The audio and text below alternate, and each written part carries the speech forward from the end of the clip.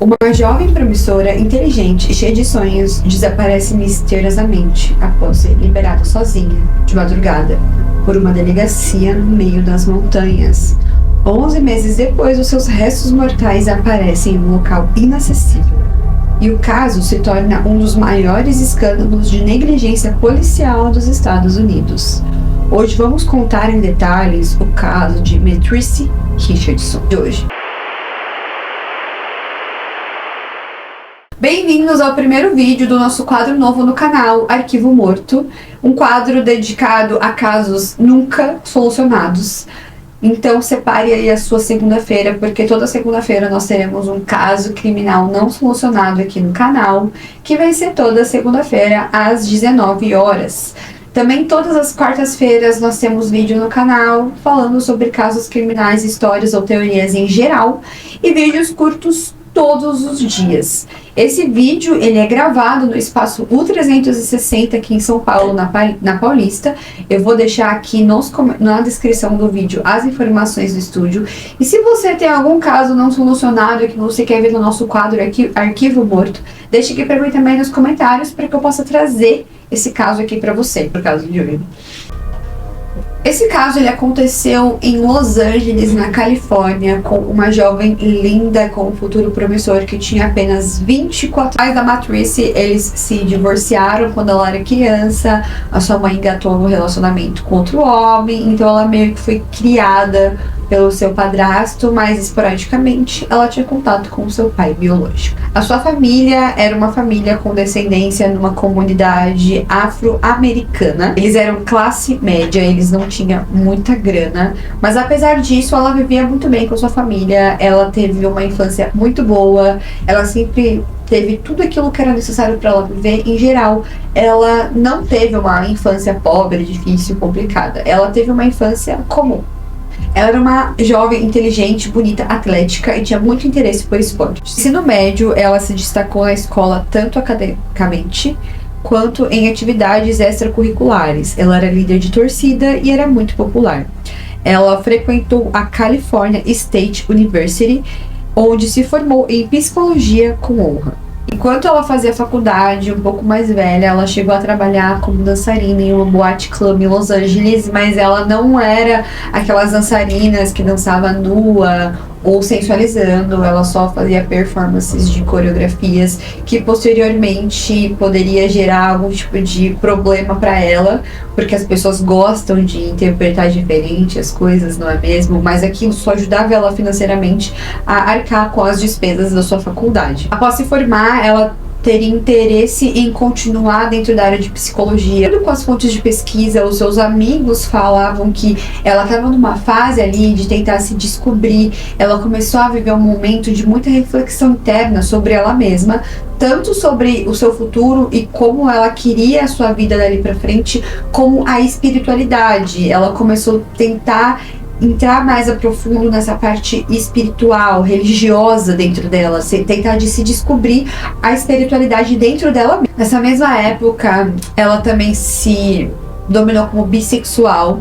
Ela era uma garota de 24 anos que ela sabia muito bem da sua sexualidade e ela engatou um relacionamento com uma outra garota e ela era muito feliz nesse relacionamento. A família dela, de acordo com o que eu vi na internet, aceitava bem o relacionamento dela com essa garota. Ela vivia muito bem, ela era muito feliz. Enfim, ela era uma pessoa que parecia ser uma pessoa muito bem resolvida, porém algumas coisas mudaram. Os relatos de familiares e amigos notaram mudanças em seu comportamento alguns meses antes do seu desaparecimento, incluindo mensagens incoerentes nas redes sociais e comentários desconexos, o que levantou suspeita do que ela poderia estar em início de um quadro de transtorno bipolar ou outro distúrbio mental.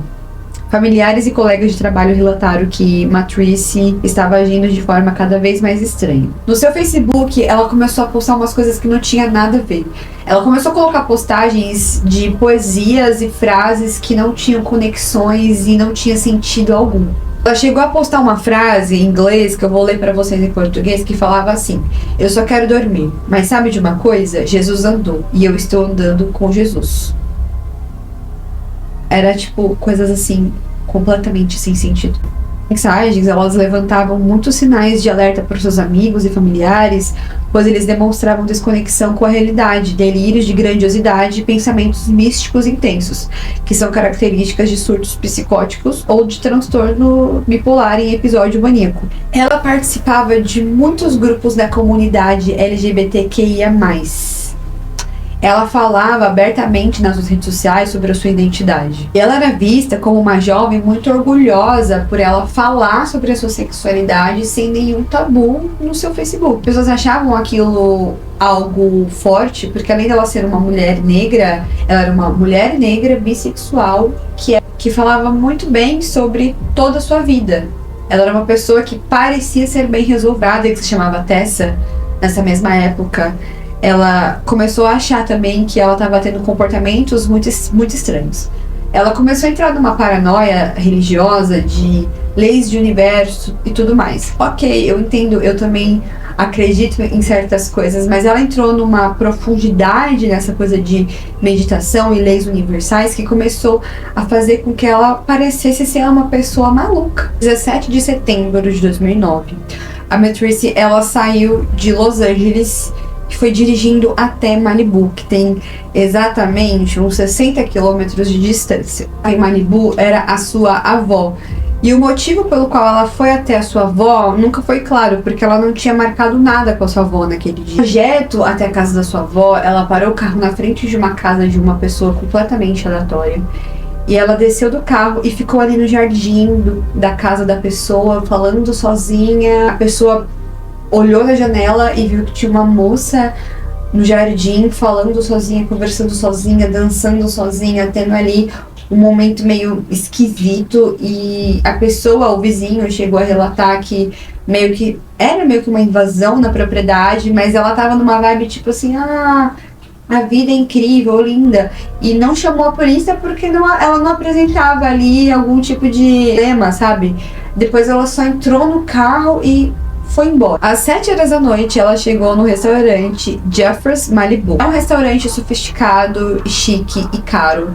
Então ela deixou o seu carro no valet parking e entrou no restaurante e se sentou em uma das mesas sozinha.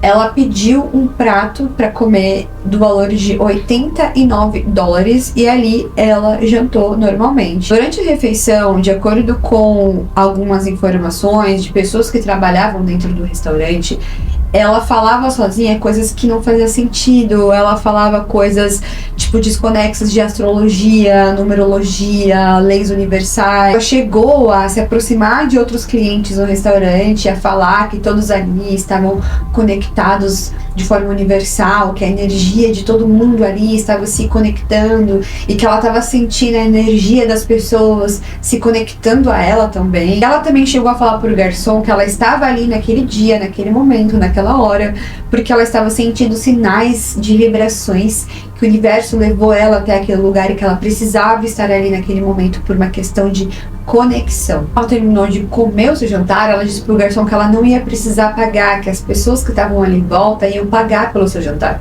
Que é por isso que ela foi até lá, porque ela simplesmente sentia essa vibe de uma conexão tão forte com as pessoas que ela não ia precisar pagar pelo jantar, as pessoas queriam pagar pra ela. Bom, como a gerência do restaurante viu que ela não ia pagar pelo jantar, eles chamaram a polícia e a polícia viu que ela não tinha dinheiro pra pagar o jantar e que ela começou a falar, tipo, eu não vou pagar, as pessoas ao meu redor vão pagar, porque as pessoas, elas vão, eu estou sentindo essa energia. E a polícia acabou levando ela pra delegacia.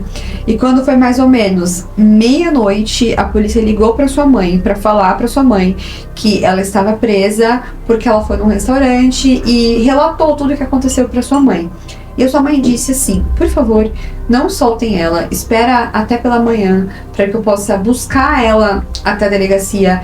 Ela não tem tido comportamentos muito bons, já faz um tempo que ela tem falado coisas estranhas, tem relatado coisas estranhas, então por questão de segurança, por favor, não liberem ela. À meia-noite 28, a polícia liberou ela para ela ser solta.